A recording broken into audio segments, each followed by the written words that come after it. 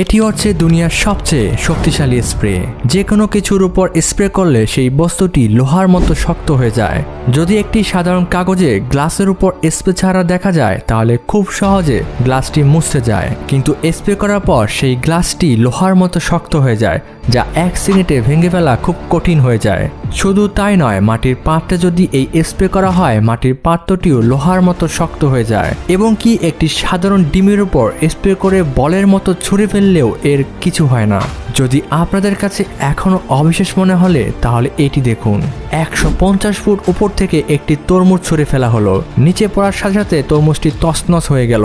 এখন তরমুজের উপর স্প্রে করে আবার সেই জায়গা থেকে ছুঁড়ে ফেলা হলো, কিন্তু অবাক করার মতো নিচে পড়ার সাথে সাথে তরমুজটি ভেঙে না গিয়ে বলের মতো বাউন্স খেতে লাগলো। আসলে লাইনেক্স পিওর পলিরার দিয়ে তৈরি।